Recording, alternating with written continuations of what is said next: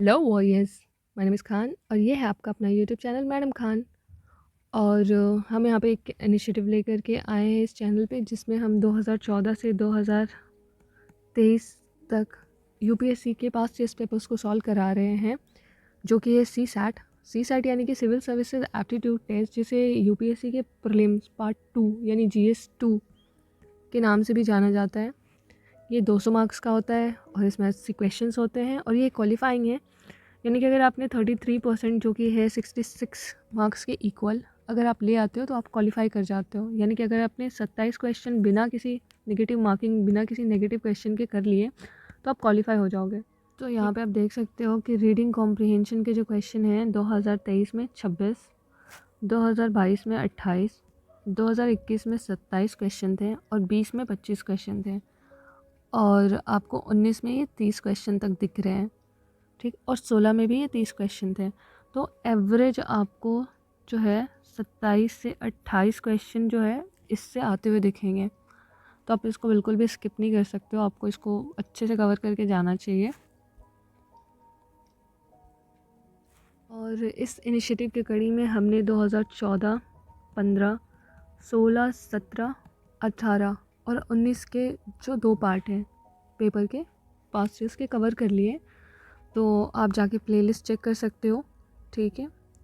तो चलिए अब स्टार्ट करते हैं ये जो 2019 के पैसेज।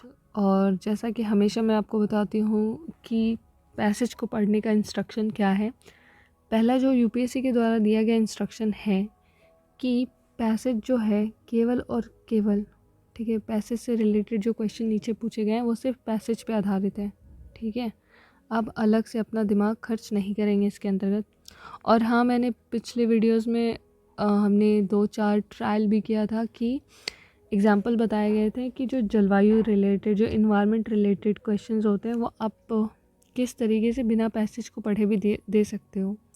तो आप जा कर के उसको देखो, तो आपका बहुत सारा टाइम बचेगा। यही सारी चीज़ें होती हैं जिसको लोग प्रैक्टिस के बाद जो ट्रिक्स बन जाती हैं।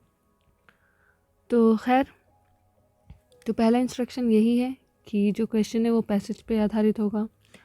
दूसरा, हम जो है वो क्वेश्चन को पहले पढ़ेंगे, ठीक है, ताकि उसके अंतर्गत जो दिए गए कीवर्ड्स हैं हम उस पैसेज में तलाश कर सकें, ठीक है। फिर नेक्स्ट आता है कि क्या ट्रिक्स हैं, जैसे ओनली, एक्सट्रीम वर्ड्स, नेगेटिव, ठीक है। ये सारी चीज़ें उसके बाद हम तय करेंगे कि क्वेश्चन के डिमांड के हिसाब से क्या चल रहा है, ठीक। तो पहले क्वेश्चन को हम पढ़ते हैं कि क्वेश्चन क्या कह रहा है। तो यहाँ पे क्वेश्चन में लिखा है सर्वाधिक तर्क संगत, विवेकपूर्ण और निर्णायक संदेश। संदेश का क्या है? तो संदेश का मतलब होता है कि आपको कोई मैसेज दिया जा रहा है और मैसेज क्या होता है? हमेशा पॉजिटिव, ठीक है। आप किसी भी हाल में इस सवाल का जवाब नेगेटिव में नहीं आएगा, किसी भी हाल में इस सवाल में आपको नेगेटिव नहीं मिलेगा, ठीक है। हमेशा पॉजिटिव। पॉजिटिव में भी निर्णायक, यानी कि जो डिसाइडेड फैक्टर है वो। और विवेकपूर्ण का मतलब हो गया आपको रैशनल। रैशनल यानी कि ये जो स्टेटमेंट है ये बहुत ही क्लोजली होंगे कि ये भी हो सकता है, ये भी हो सकता है, इस तरीके का। लेकिन क्लोजली होने के बावजूद आपको क्या तय करना है कि आपको करना है लॉजिकली, ठीक है। उसमें भी लॉजिक आपको लगाओगे तो 2-3 आपको लगेंगे कि आसपास में है, पर हमें क्या ढूंढना है? सर्वाधिक लॉजिक, मोस्ट जो लॉजिकल है वो, ठीक। तो यही आपको इंग्लिश के भी पैसेज में देखने को मिलेगा कि most logical, rational and crucial message. Message हमेशा पॉजिटिव, ठीक है, नेगेटिव बिल्कुल भी नहीं। और क्रूशियल यानी कि आसपास में होंगे, ठीक है, क्लोज होंगे काफ़ी। आपको लॉजिकल लगाना है रैशनल तरीके से और मोस्ट लॉजिकल ढूंढना है, ठीक है, कि आपको लगेगा कि ये भी बात तो सही कह रहा है, लेकिन उसमें भी सबसे सर्वाधिक कौन सा सही है, इसको पढ़ने के लिए हमें पूरा पैसेज पढ़ना पड़ेगा और ऑप्शन पढ़ना पड़ेगा। तो चलिए पैसेज को पढ़ते हैं। पैसेज कहते हैं कि आनुवांशिक रूपांतरण यानी कि जेनेटिक मॉडिफिकेशन, जिसे जीएम कहते हैं, प्रौद्योगिकी को व्यापक और सुविचारित रूप से अपनाने के मार्ग में जो गतिरोध है वो है बौद्धिक संपदा अधिकार। तो जीएम क्रॉप के बीच में जो गतिरोध आ रहा है वो है बौद्धिक संपदा अधिकार, इंटेलेक्चुअल प्रॉपर्टी राइट्स। और इसकी व्यवस्था जो है ऐसी प्रौद्योगिकी के लिए गैर सरकारी एकाधिकार सृजित करना चाहती है। ठीक है, यदि जीएम प्रौद्योगिकी यानी जीएम टेक्नोलॉजी अधिकांशतः कंपनी चालित हो तो यह लाभ को अधिकतम करना चाहती है। ठीक है, कंपनी हमेशा लाभ को अधिकतम ही चाहती है और वह भी थोड़ी ही अवधि में। यही कारण है कि कंपनियां शाकनाशी, सहिष्णु और नाशक जीव प्रतिरोधी फसलों के लिए बड़े निवेश करती है। ऐसे गुणधर्म थोड़े समय के लिए ही बने रह पाते हैं क्योंकि काफ़ी जल्दी ही नाशक जीव और खरपतवार विकसित होने लगेंगे और ऐसे प्रतिरोध पर काबू पा लेंगे। यानी कि जो पेड़ पौधे जो भी खेतों में लगते हैं अनाज, उनके आसपास में जो खरपतवार निकलने लगते हैं उनको जीएम क्रॉप के माध्यम से कंट्रोल किया जा सकता है। ऐसे जीन मॉडिफिकेशन किए जा सकते हैं जिनसे वो खरपतवार नाशी के रूप में उत्पन्न हो। ठीक है, तो ऐसी चीज़ों पे जो प्राइवेट कंपनियां हैं वो ज़्यादा इन्वेस्ट करती हैं। नेक्स्ट है कि कंपनियों को यह अनुकूल और ठहराता है। राष्ट्रीय किसान आयोग ने यह बात उठाई थी कि आनुवांशिक रूपांतरण में प्राथमिकता ऐसे जीन के समावेशी को दी जानी चाहिए जो सूखा, लवणता और अन्य कष्टकर प्रभावों के लिए प्रतिरोध प्रदान करने में सहायक हो। तो इस चीज़ को तो राष्ट्रीय किसान आयोग ने बढ़ावा दिया है, पर उन्होंने ये जो बात उठाई है कि उनकी जो प्राथमिकता है वो जीन के समावेशन को दी जानी चाहिए जिसमें वो सूखा, लवणता और अन्य जो कष्टकारक प्रभाव हैं उनके प्रतिरोध को प्रदान हो। यानी कि इसमें दिया गया है जीएम क्रॉप से रिलेटेड बातें, उसके से जो उत्पन्न हो रही थोड़ी सी चिंता है कि खरपतवार नाशी है और उसके विकसित हो रहे हैं, तो उसमें जो मॉडिफिकेशन हो उस पर ध्यान केंद्रित होगा, सूखा पे, लवणता पे और अन्य जो कष्ट उत्पन्न करने वाले जो प्रभाव हैं उन पे। तो चलिए देखते हैं कि ऑप्शन में क्या मिलता है। पहला स्टेटमेंट कहता है कि लोक अनुसंधान संस्थाओं को जीएम प्रौद्योगिकी यानी जीएम जो टेक्नोलॉजी है उसमें अग्रणीय होनी चाहिए, मतलब आगे बढ़ना चाहिए और इस टेक्नोलॉजी की जो प्राथमिकताओं को तय करना चाहिए। ठीक है, ये साउंड ठीक कर रहा है। नेक्स्ट है कि विकासशील देशों को यह मुद्दा WTO में उठाना चाहिए और बौद्धिक संपदा अधिकार का समापन सुनिश्चित करना चाहिए। आपको लगेगा कि हाँ, इस बारे में बौद्धिक संपदा के बारे में बात की गई है, इसके बारे में बात की गई है, क्या WTO के बारे में बात की गई है? नहीं, इससे रिलेटेड कुछ भी पैसेज में नहीं दिया गया है, तो ये हो जाएगा कैंसिल। नेक्स्ट स्टेटमेंट है कि गैर सरकारी कंपनियों को भारत में कृषि व्यवसाय यानी कि एग्री बिजनेस करने, खास करके बीज का व्यापार करने की अनुमति नहीं होनी चाहिए। नहीं होनी चाहिए क्या है यहाँ पे? संदेश है। संदेश क्या? Not negative. ठीक है, नेगेटिव किसी हाल में नहीं होना चाहिए। Negative sound cancel. D option है कि वर्तमान भारतीय परिस्थितियाँ आनुवांशिक रूपांतरित फसलों की कृषि के पक्ष में नहीं है। कृषि के पक्ष में नहीं है, अगेन नेगेटिव, कैंसिल। तो हमारा आंसर हो जाता है इस हिसाब से ए। ठीक है, चीज़ यहाँ पे भी है कि WTO के बारे में कोई भी बात नहीं की गई है। ठीक है, not be, actually should not be, cancel.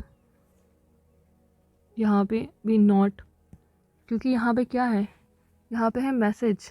ठीक है, और message should not be negative, नहीं होना चाहिए। यहाँ हमारा पैसेज 1 पे आधारित है, 42 नंबर क्वेश्चन। ठीक है, 2 क्वेश्चन इस पैसेज पे आधारित है। तो इस क्वेश्चन में पूछा गया है पूर्वधारणा यानी कि अजम्पशन। ठीक है, और यहाँ पे हो गया वैलिड अजम्पशन क्या हो सकता है। यहाँ देखिए अजम्पशन के बारे में पूछा गया है। ठीक है, कि आप अब एज्यूम कीजिए, इमेजिन कीजिए, ठीक है, कि क्या हो सकता है। ठीक, तो चलिए देखते हैं, यहाँ पे आपको कल्पना करना है कि क्या काल्पनिक बातें हैं और वो उसमें से भी जो कल्पना है वो आपकी वैलिड है कि नहीं है। तो चलिए ऑप्शंस पढ़ते हैं।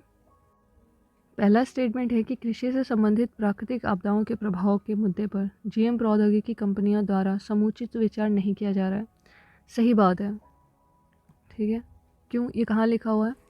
क्योंकि हमने पैसेज में पढ़ा है जहाँ पे को देखने को मिलेगा कि जो कंपनियां हैं संचालित होती हैं वो लाभ पे अधिकतम बल देती हैं, ठीक है, वो प्रॉफिट पे बल देती हैं। तो इस आधार पर आप यहाँ पे ये चीज़ सही कर सकते हो कि कृषि संबंधित प्राकृतिक आपदाओं यानी कि जो डिज़ास्टर आ सकते हैं उसके प्रभाव को लेकर के जो कंपनियां हैं वो ज़्यादा विचार नहीं किए, तो ये सही है। ये जो है स्टेटमेंट 2 कि अंत तोगत्व यानी कि इसका क्या मतलब है? इसका मतलब आपको मिलेगा यहाँ इन अ लॉन्ग रन, ठीक है। अगर हम लंबी बातें सोचें तो उसमें जो है कि लास्ट में जीएम और जो प्रौद्योगिकी है भूमंडलीय तापन के कारण उत्पन्न होने वाली जो कृषि समस्याओं का समाधान नहीं कर पाएगी। चलो ये तो आपने कल्पना कर ली है, ठीक, कि आप इससे रिजल्ट निकाल रहे हो कुछ, पर क्या ये सही है? क्या इस बारे में कोई भी बात कही गई है? कोई भी जिक्र नहीं हुआ है भूमंडलीकरण का, ग्लोबलाइजेशन का नहीं किया गया है। ग्लोबलाइजेशन कह रही हूँ, ग्लोबल वार्मिंग का ग्लोबल वार्मिंग की बातें पूरे पैसेज में कहीं नहीं कही गई हैं, ठीक है। तो इस हिसाब से ये कैंसिल हो जाता है और हमारा आंसर हो जाएगा ए। ये है पैसेज 2 और पैसेज को पढ़ने से पहले हम क्वेश्चन को पढ़ेंगे। तो क्वेश्चन कहता है कि सर्वाधिक तर्कसंगत और विवेकपूर्ण निष्कर्ष निकालना है, ठीक है, यानी कि क्रक्स क्या होगा, ठीक, क्रक्स क्या कहेगा। और विवेकपूर्ण यानी कि इसमें ये है कि सारे क्वेश्चंस के जो ऑप्शंस हैं, ऑप्शन जो है वो करीब करीब होंगे, सही सही लगने वाले हैं, तो इसलिए लॉजिकल लगाना है, ठीक है, और उसमें भी आपको मोस्ट लॉजिकल ढूंढना है।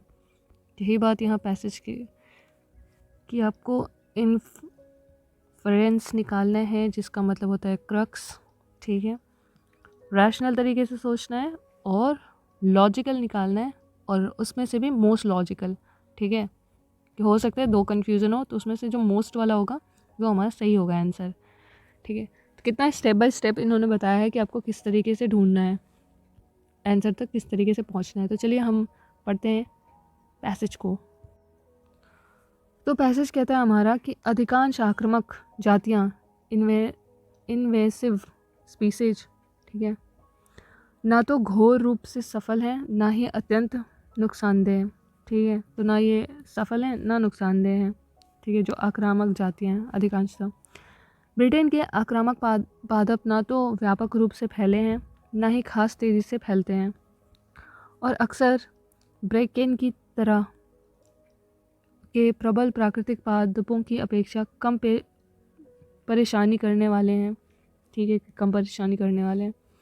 नई जातियों का आगमन लगभग हमेशा ही किसी क्षेत्र में जैव विविधता को बढ़ावा देता है कि बहुत सारे मामलों में नवागंतुक की बाढ़ किसी भी प्राकृतिक जाति को विलोपन की तरफ नहीं ले जाती।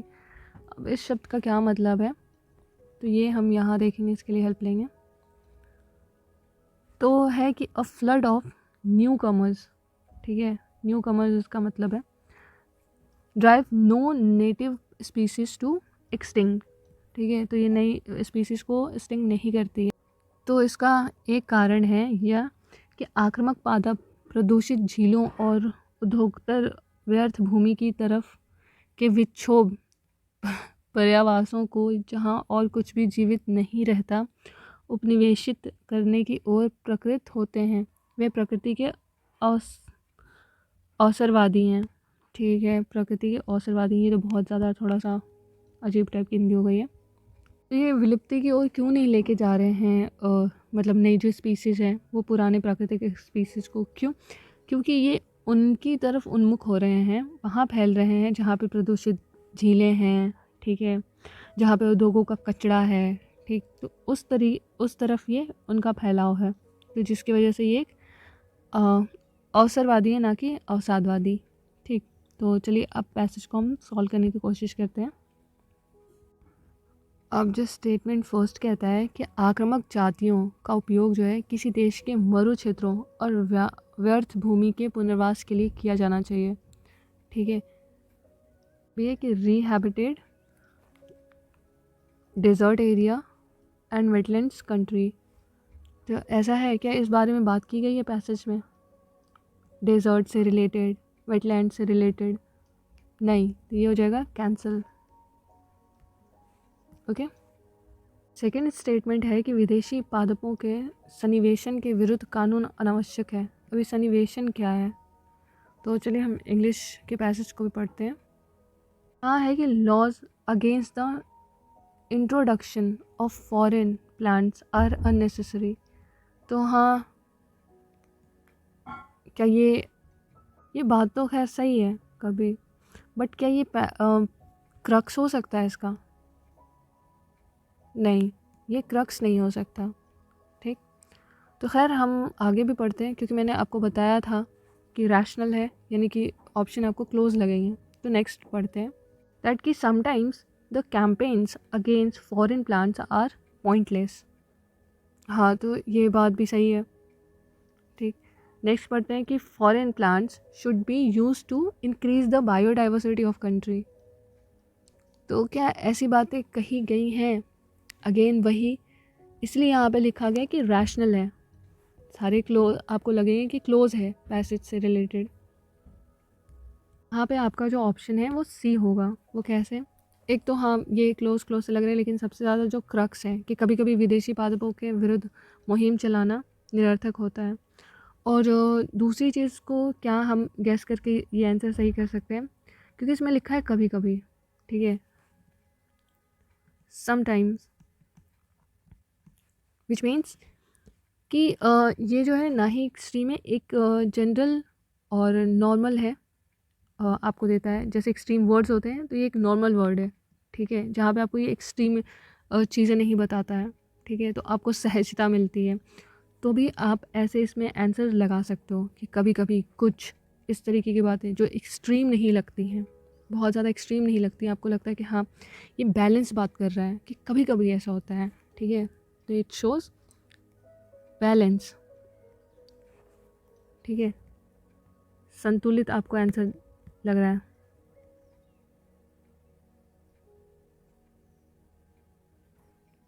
ठीक है,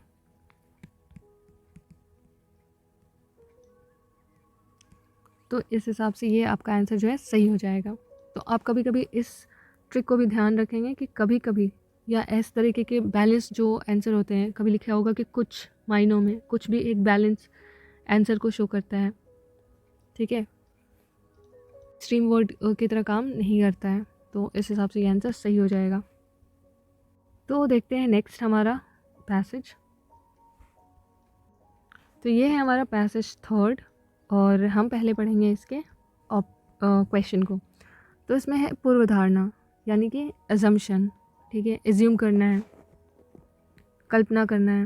मैं आपको ये वर्ड्स बार बार इसलिए बताती हूँ क्योंकि सिर्फ यही वर्ड्स ही काम आएंगे, इन्हीं पे आधारित क्वेश्चंस आ रहे हैं। पैसेज तो चेंज होता रहेगा, तो आप इस चीज़ को समझेंगे तो आप आगे जो भी क्वेश्चन, जिस भी तरीके के क्वेश्चन आएंगे, हम इन वर्ड्स की वजह से ही प्रैक्टिस कर रहे हैं, ना कि पैसेज की वजह से, क्योंकि पैसेज तो चेंज हो जाएंगे। हम इनकी प्रैक्टिस कर रहे हैं, इन वर्ड्स की प्रैक्टिस कर रहे हैं, इन क्वेश्चंस की प्रैक्टिस कर रहे हैं। तो इस चीज़ पे ध्यान देना ज़्यादा ज़रूरी है। और यहाँ पे सबसे ज़्यादा वैलिड क्वेश्चन जो पूछा गया आंसर है वो क्या हो सकता है। सेम यहाँ पे इंग्लिश के पैसेज में भी है आपको कि क्वेश्चन में पूछ रहे हैं अजम्पशन। ठीक है, यानी कि इमेजिन कीजिए,